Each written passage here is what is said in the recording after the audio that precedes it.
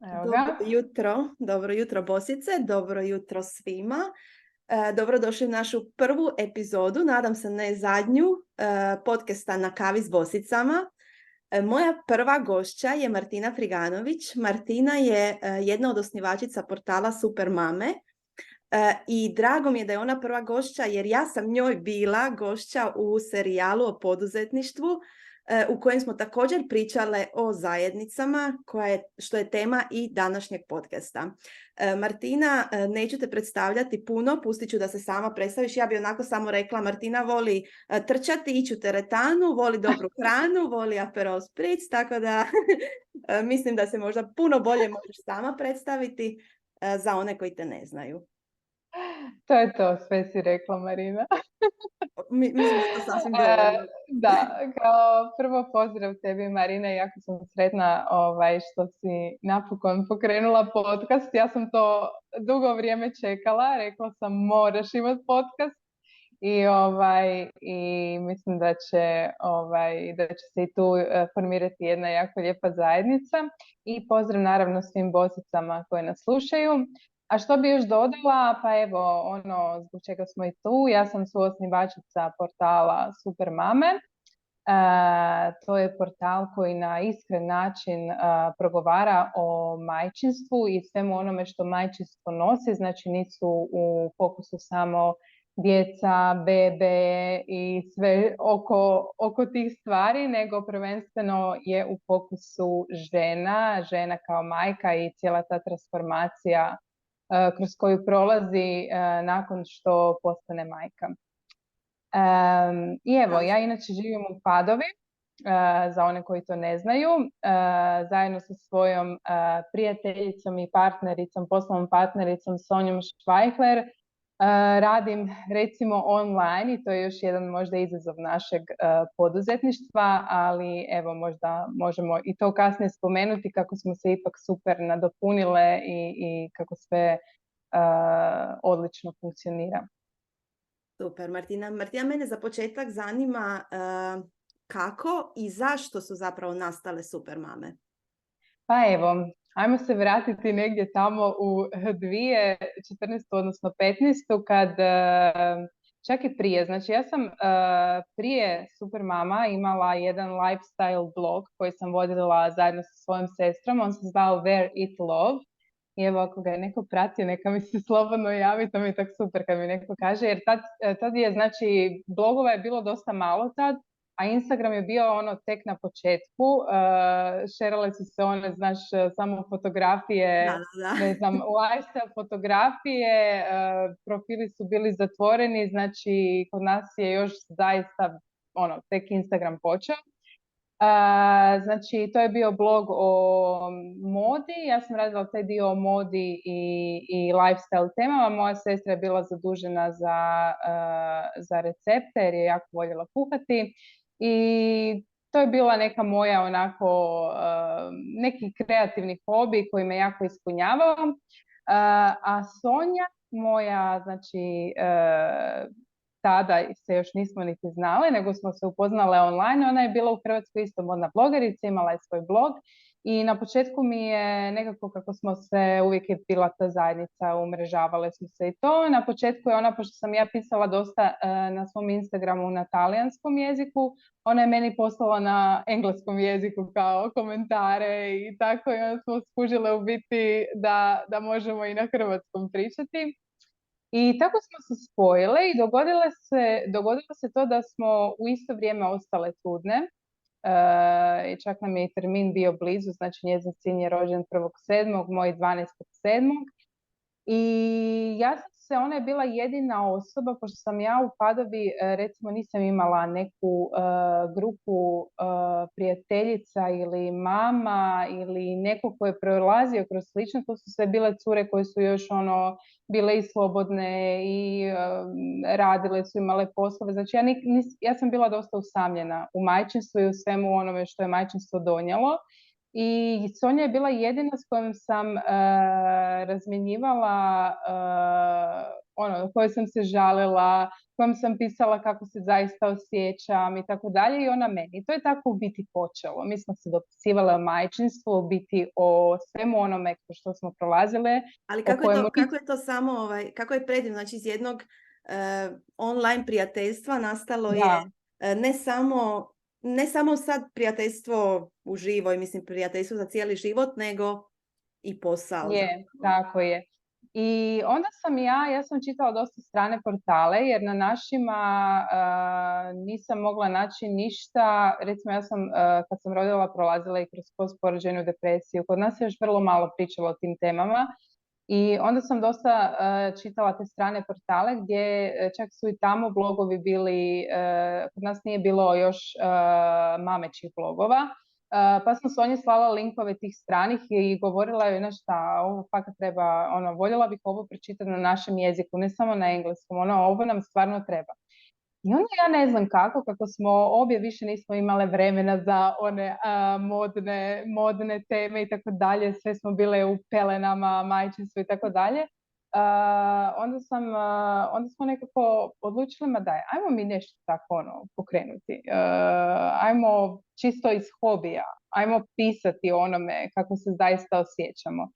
I tako smo otvorile blog, zajednički blog, koji je bio, ime je bilo Super mame. Znam da smo isto razmišljale onak kako ćemo se zvati, pa daj ono, ajmo Super mame, ali u smislu ne da smo mi sad super, nego da smo ono najbolje mame na svijetu, nego da smo ono dovoljno dobre mame i super smo jer se super trudimo, takve kakve jeste, da, jer se trudimo i dajemo najbolje, znači i ona mama koja je sređena nakon što rodi bebu i ona mama koja je u tajcama sva zaprljana ili šta ja znam je super mama. Znači sve smo mi super mame. To često znamo dobiti neki ono komentar, a po čemu ste to vi super mame, osobito od ovih starijih generacija? Onda je to njima malo teže objasniti. I eto, tako je krenulo. Ja se sjećam, u biti našla sam se sa Sonjom, prvi put smo se upoznale, dogovorili smo se na Cvjetnom, odnosno tamo ispred kina Europa, i tamo smo se prvi put našli sa klincima i eto tamo su se stvorile neke prve ideje i tako smo krenule i otvorili smo Instagram i polako je to sve nekako se zarolalo onako sasvim spontano. Počele su nam se javljati druge mame da bi podijelile i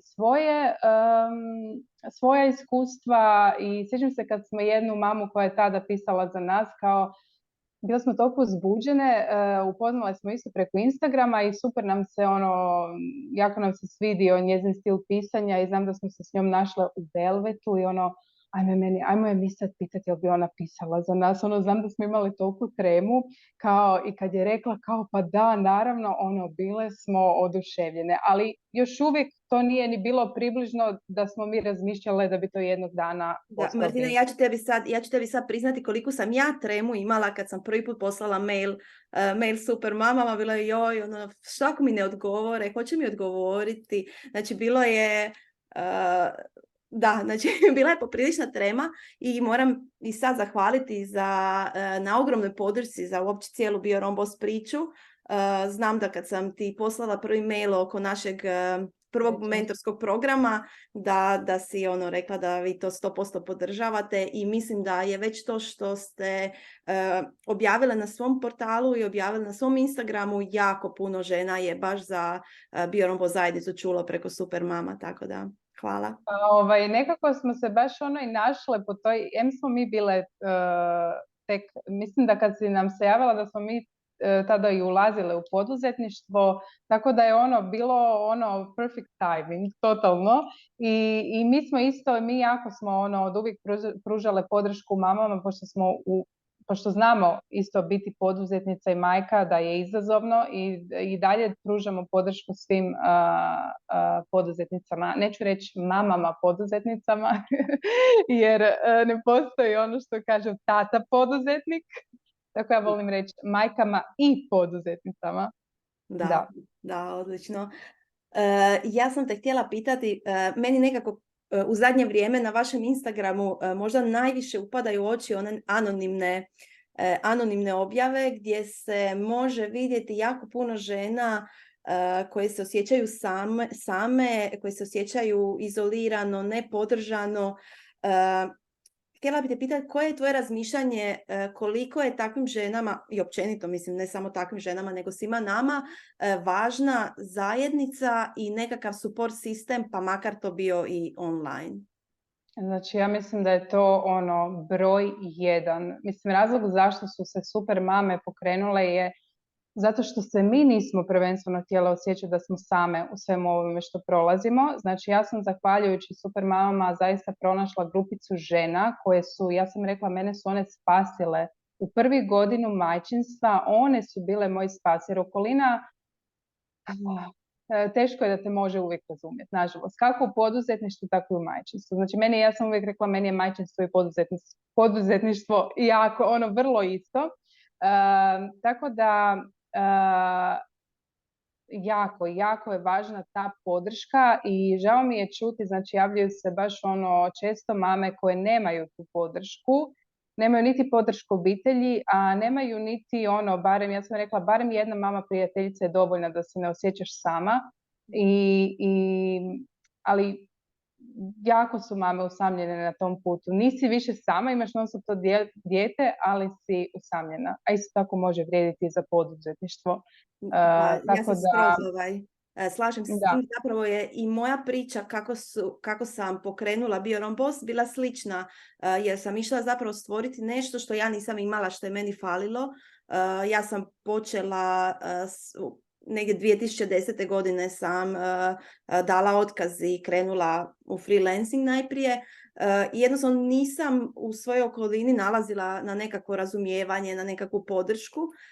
I tek kad sam se preselila u Nizozemsku i vidjela da je to moguće, jer znači da je stvarno moguće da podržavamo jedni druge i da budemo jedni drugima nekakva krila, nekakav support sistem, onda sam skužila, ok, pa da, ovo se možda može napraviti, može postići. I u, 3 nešto godine koliko je Be Your Own Boss grupa aktivna, ja sam za sebe dobila toliko toga i mislim da se moj život promijenio totalno samo sa ljudima koje sam ja dovela u svoj život i koji su tu za mene, koji su mi podrška.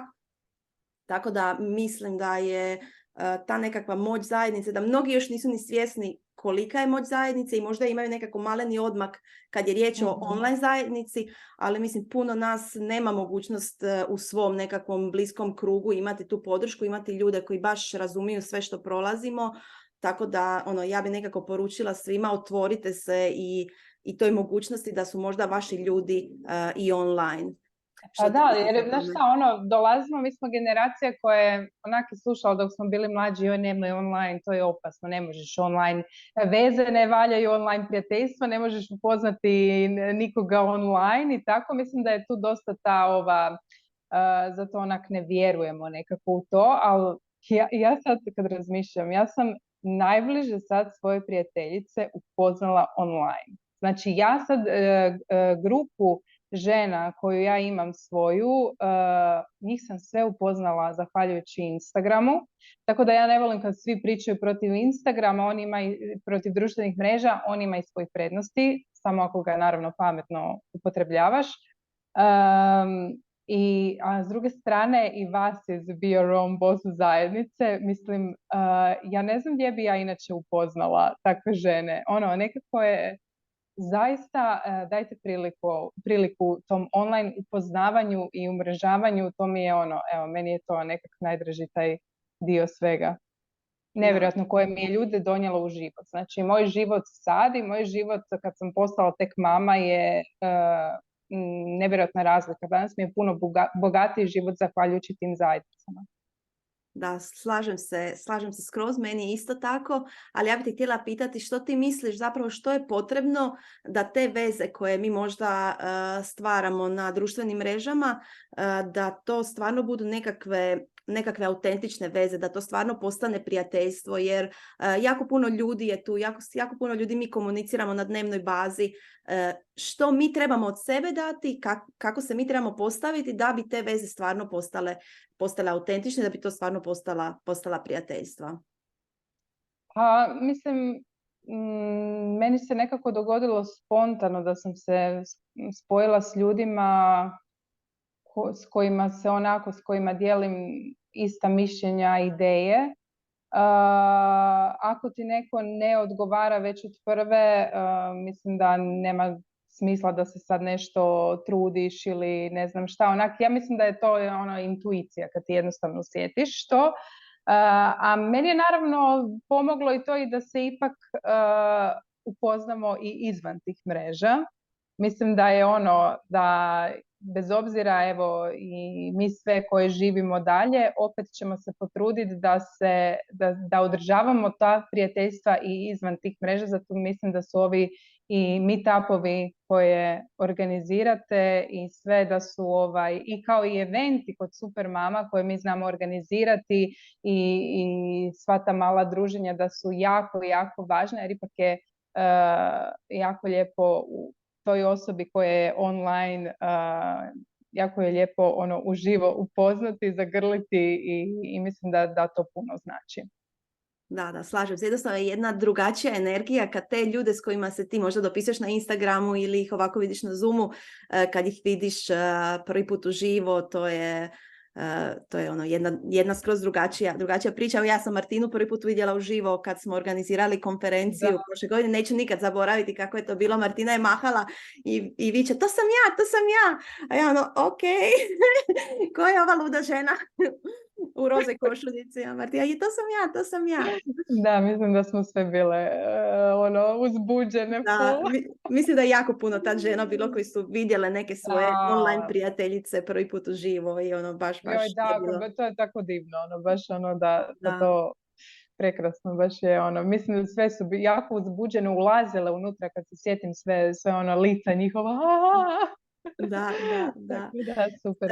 Da, Martina, ja sam te htjela pitati, znači ti si pokrenula portal u partnerstvu sa Sonjom, znači kako je to, treba ipak hrabrosti za postati poslovni partner s nekim. Da li si imala nekakve dvojbe, nekakve sumnje, da li je sve, mislim, pretpostavljam da i dalje nije sve med i mlijeko i da tu postaje uvijek u nekakvim partnersima ni nekakva neslaganja. Kako ste vas dvije uspjele napraviti nekakav balans, pogotovo jer i niste u istom gradu i jer je većina toga online.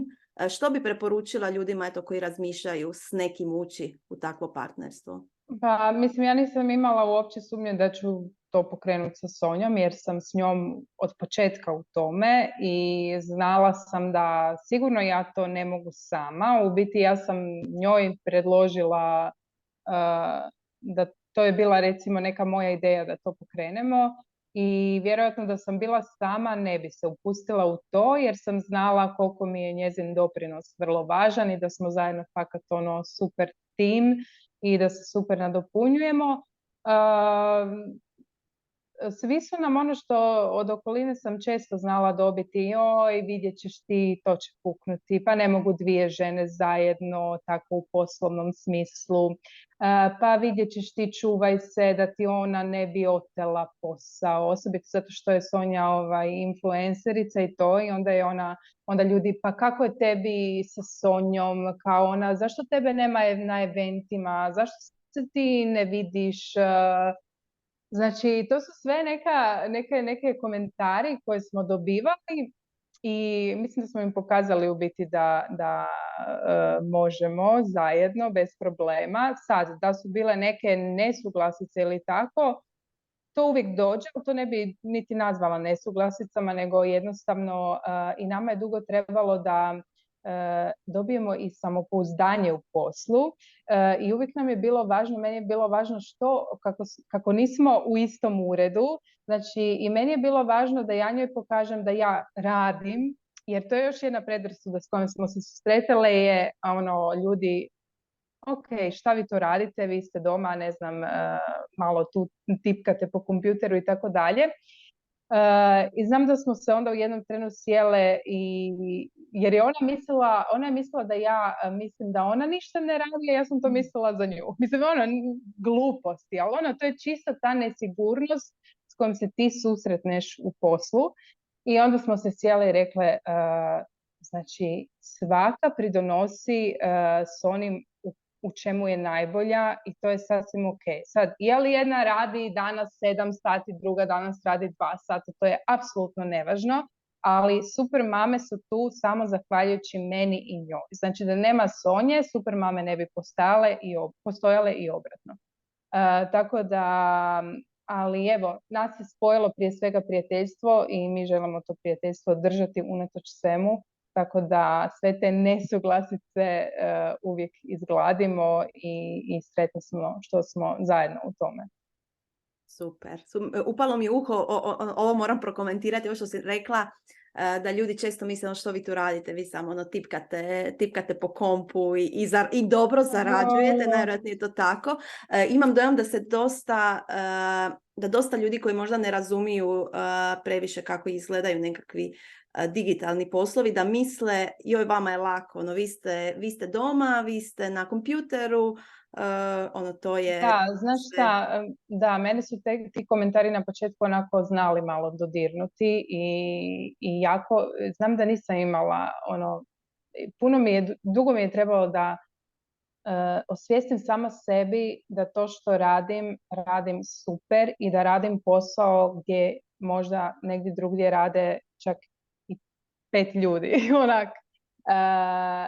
I dan danas čujem te komentare, recimo jučer na plaži, kad kažem što radiš, neko me pita što radiš, samo to radiš, onako, ali danas me ne dira, danas kažem da, samo to radim i to je to, jako ljudi, osobito generacije naših roditelja, jako im je teško objasniti kako ovaj posao online funkcionira. Znam da su i naši roditelji jako teško, uvijek, čak i danas, ja mislim, očekuju da nađemo neki pravi posao, znaš, u uredu od 8 do 4. Jako dugo je njima trebalo da to prihvate, da je to naš posao. Ne znam, recimo mene mama i dan danas pita jel ti ide redovna plaća i tako. Mislim, to je sve njihov strah. Naravno, oni žele nama najbolje i oni nisu odrasli u to i uopće oni su totalno druga generacija. Za njih je to jako čudno da sad ja tu sjedim doma i mogu zarađivati. Da. Tako da, Točno znam te, kad sam krenula raditi za sebe, to je bilo isto, ma naći ćeš ti pravi posao. Ja sam razumjela, ali ja ne tražim pravi, što je to pravi posao? Ja imam pravi posao. Ali da, to su nekakvi možda njihovi strahovi, pogotovo tako starijih generacija koje su naučili nekako da je sigurnost najbitnija i mnogi od nas isto osjećaju taj nekakav pritisak da uvijek sve mora biti sigurno, a poduzetništvo je u većini slučajeva sve, samo nesigurno. Da. Tako da, da. Ali to je neka nova era poduzetnica. Ja bih rekla mi kojima je nekako sloboda puno bitnija kao nekakva temeljna vrijednost nego ta sigurnost. Da, to sam baš neki dan razmišljala. Mislim, mi kao poduzetnice stvarno isto prolazimo kroz i ne znamo hoćemo li si moći sljedeći mjesec isplatiti plaću. Uvijek je prisutan taj strah, naravno, nije se to dogodilo, sva sreća, ali uvijek je ta nesigurnost i onda si razmišljam na šta moram imati neki plan B, pa možda bi mogla više, pa znači uvijek su ta pitanja i stvarno nevjerojatno koliko sam i narasla kroz to poduzetništvo i onda neki dan razmišljam, znaš šta, da sve ostane ovako kako je, ova sloboda mi nema cijenu, zaista, evo. Tako da mislim da će sve poduzetnice koje su u ovome shvatiti o čemu pričam. Da, skroz razumijem to skroz. Mislim da ali da je izazovno, stvarno je, nije onako poduzetništvo full lako kako moramo pričati o tim nekim negativnim stranama, naravno. Ja mogu podijeliti svoje iskustvo. Ja svakih otprilike 6 mjeseci otvorim LinkedIn i otvorim sve moguće poslove na koje se ja mogu prijaviti, jer mislim, ok, dosta mi je više poduzetništva, puno bi mi lakše bilo da idem za nekog raditi. Otvorim sve te poslove i ne znam, bude 20-ak tabova koje ja gledam i još ovaj neću, ovaj hoću i onda na kraju dana sve to pogasim, jer kao ipak unatoč svemu što nije lako, ne bi to mijenjala za ništa. Znam, ja se isto nekad mislim, ajme meni nešto, samo hoću ići kod nekog u ured, odradim svoje, odem doma i ne mislim na ništa. Jer ti kad si poduzetnik, ti konstantno misliš i čak kad ne želiš misliti, misliš. Ali onda sjetim zbog čega sam ovdje i tako dalje. I čak meni je majčinstvo i poduzetništvo full isto. Jako imaju mi slične stvari, recimo ta grižnja savjesti. Cijelo vrijeme mislim da mogu dati više, da mogu dati bolje i to mi je super. Baš nedavno je Jana Marić spomenula tu temu slow poduzetništva koju sad pokušavam uvijek imam te neke razgovore sa sobom u glavi i onako mislim si ok, naučila sam i sada tjedan dana se zaustaviš, neće svijet propad, sve ćeš nadoknaditi, ali još uvijek osjećam tu neku malu grižnju savjesti, ali ide na bolje. Tako da, ja mislim da je stalno ta nekakva grižnja savjesti. Grižnja savjesti kad radimo previše, grižnja savjesti kad ne radimo previše, kao mogla bi više, onda kad radiš više, pa ne znam, pa ti dijete nešto prokomentira, da ga ignoriraš ili nešto, da te srce ti pukne na dva dijela. Kako se ti uopće nosiš s tim nekakvim osjećajem krivnje zbog vremena koje uložiš u posao koje bi možda mogla provesti s djetetom, a onda opet onog vremena koje ne ulažeš u posao jer ti je potreban nekakav odmor i vrijeme za sebe. Da, ali to je isto kroz vrijeme onako shvatiš da će sve biti ok. Na početku me to jako, naravno imala sam grižnju savjesti jer naravno sam mislila da mogu biti bolja mama, mogu biti bolja poduzetnica i tako dalje. Na kraju sam shvatila da dajem najbolje što mogu, dajem sve od sebe. Kad sam s djetetom, onda sam full prisutna, kad sam sa kompjuterom, onda sam full prisutna i to je to. Stvarno moramo malo biti blaže i nježnije prema sebi. Da, slažem se, ali nije jednostavan put. Znači, nije na početku, nije to bilo na početku tako.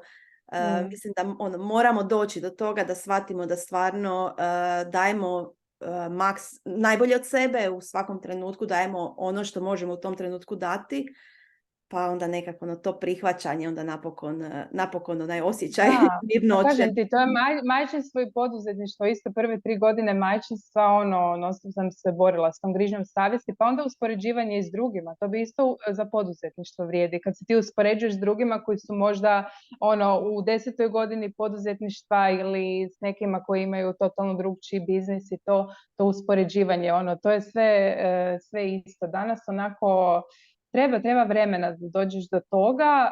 Mislim, svakako si možeš pomoći i postoje i razne edukacije i ne znam, ako se često boriš s nekim sumnjama, strahovima, burnoutom, ja uvijek kažem potraži pomoć, i stručnu pomoć, što vrijedi i za majčinstvo uvijek. Tako da, ali naravno prije svega rekla bih zajednicu žena koje se međusobno podržavaju i ne osuđuju što jesu i super mame i be your own boss. Da, slažem se. Ja sam imala, jednostavno ostaju te nekakve traume u tebi koliko god ti narasteš. Ja sam na početku, znači kad mi se rodila kćer 2013. i ja sam radila od doma, nakon godinu dana ona je išla u jaslice. I tad sam svašta slušala, tad sam čula kakva sam ja to mama koja je doma, znači nije bilo radi od doma, nego koja je doma, a dijete joj ide u jaslice. I tad je to bilo poprilični osjećaj krivnje, iako sam ja bila svjesna da ja s njom ne bi uspjela odraditi svoj posao i dalje kad slušaš sve to oko sebe, osjećaš nekakvu krivnju, jel, možda ja mogu i jedno i drugo, možda ja mogu i raditi i nju imati doma. Tako da baš nekako mislim, evo da se vratimo onda opet na zajednicu, razmišljam koliko bi mi lakše bilo da sam ja tad imala takvu neku zajednicu gdje znam da je to ok, da nije nam svima isto i da ako ne možeš sam, ako ne možeš raditi od doma i imati dijete doma, da je to isto ok. Mislim da je to nekako najveća vrijednost bilo kakve zajednice, da smo tu bez osuđivanja i da vidiš da nisi sam, da i drugi prolaze što ti prolaziš, a i da čak i da ne prolaze, poslušaju te s razumijevanjem i ono razumiju tvoju situaciju. Točno, to je to. Da. Tako da, ne znam, htjela sam nekako da ova naša kava da bude o zajednicama, jer bih htjela da se ljudi otvore više. Ne znam, ja uvijek kažem, evo, imamo te naše čakule uz kavu, ono, dođite na tu čakulu, upoznajte nekog ko prolazi možda isto što i vi. Nekad je puno lakše i nekom ko je totalni stranac reći nekakav problem, pa ono, u najgorem slučaju će te ta osoba čudno pogledati i reći ono, o čemu ti pričaš, a u najboljem slučaju ćeš dobiti ono, ili nekakav savjet ili možda eto novu prijateljicu. Tako da mislim da koliko je bitno ono, da se otvorimo prema tim nekim novim iskustvima koje nas možda isto plaše, ali mogu nam donijeti neke predivne stvari. Da, tako je. Ne morate se ono, ako prvo iskustvo, ne znam, možda naiđeš na neku osobu koja ti ne odgovara i to je sasvim normalno, ne znači da će druga biti takva i tako dalje. Ja mislim da svi možemo pronaći, osobito u ovakvim grupama kao što su Be Your Own Boss, je zaista puno podrške, znači to je ono, i sama si dobila komentar, često dobivaš komentare da je ovo jedina grupa di zaista je ono 99% podrške, ono tu i tamo leti neki komentarić možda koji poljulja, ali ne poljulja ništa, nego tako da...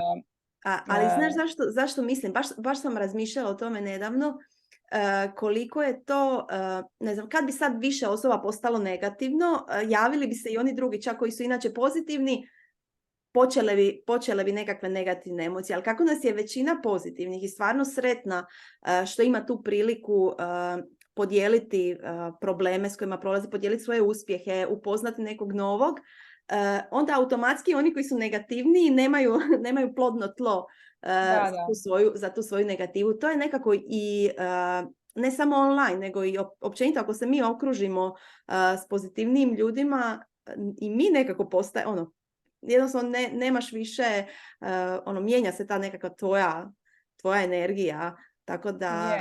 Slažem se, da. Mislim, mene svaki taj neki, tu i tamo mi dobijemo neke negativne komentare u smislu, ne znam, objavimo sponzorirani članak i onda komentar, ajoj, to je samo reklama, ili, mislim, to je klasika. U početku sam, i kad bi dobila takav komentar, onak sam bila prvo, to je moj posao isto, prije svega, nešto što mi dopušta da ja dalje nastavim s tim, a drugo, koliko samo besplatnog sadržaja nudimo, koliko podrške je tu. Mislim, to je sigurno neka osoba koja se možda i prvi put ili niti nas ne prati i uglavnom znali su me takvi komentari, poljuljati malo i jer se toliko trudiš, daješ toliko sebe u to i onda kako ne cijeniš sve ovo što ti sve ono što pružamo. Ali dobro, nije važno. Danas to samo ignoriram i znam da smo stvorile jednu prekrasnu zajednicu žena i evo, nadam se da ćemo ih i dalje povezivati i nevjerojatno koliko su se ljudi, samo koliko se žena upoznalo preko Supermama pa su postale također prijateljice i to mi je divno čujem, stvarno. Da, to su kad čuješ takve stvari onda ti bude lakše i zbog ovih negativnih komentara koji nekad nas mislim to je tako i u stvarnom životu, evo pod navodnike ću staviti stvarni život, one negativne stvari nekako puno lakše mi i zapamtimo i puno nas više pogode nego kad nam neko priča neke lijepe stvari. Ali ono što sam ja baš evo od nedavno sebi pokušala staviti u glavu, a to je ne shvaćaj stvari osobno. U većini slučajeva to nije do tebe, nego do te osobe koja to govori. Tako je. I to treba sebi osvijestiti, naravno. Da. Martina, evo prije nego što se pozdravimo, ja bih htjela znati kakvi su planovi za Supermame za budućnost. Imaš li nešto možda zanimljivo za podijeliti? Pa evo, ovako, Supermame su trenutno u nekoj fazi gdje razmišljaju o nekom daljem rastu, o daljnjim pothvatima i tu smo se odlučile da ne moramo biti same u tome i sve same raditi. Isto tako, ja bi opet rekla za majčinstvo, možeš sve sama, ali ne moraš. Tako da smo, evo, trenutno smo uz našu dragu Anu Marić, koja nam je postala biznis mentorica i radimo neke strateške planove za budućnost. Imamo jako puno ideja i nadam se stvarno da ćemo to izrealizirati, ali idemo polako. Sad tek sve te ideje onak trebaju sjesti na mjesto i onda se primiti nekih strateških koraka, jer sad smo u nekoj drugoj fazi biznisa. Ovo je sad već onako idemo prema još jednom ozbiljnijem levelu, bi rekla. I evo, nadam se, jako sam uzbuđena, samo nadam se da ćemo sve to uspjeti ostvariti, u biti sigurna sam.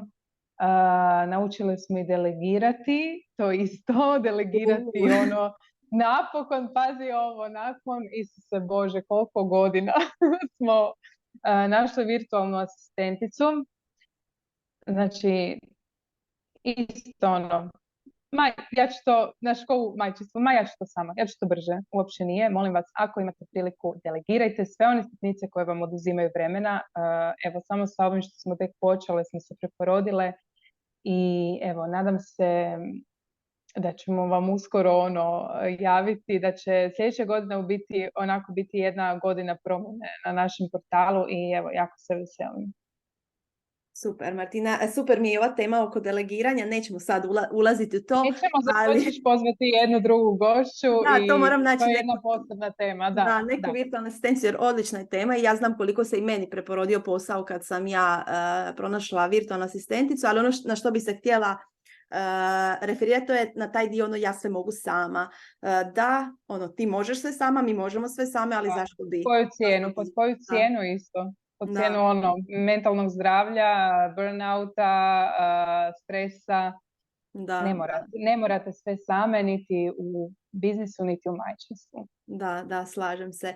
Ja isto često znam dobiti pitanje meni privatno o nekakvim poslovnim stvarima koje bi moglo ići u grupu, moglo bi se pitati u grupi, ali ženama je kao neugodno pitati i kao neugodno zatražiti pomoć. Ja mislim, toliko ti se predivnih stvari može dogoditi samo kad si otvoren i kad iskreno kažeš, nekakav problem koji imaš.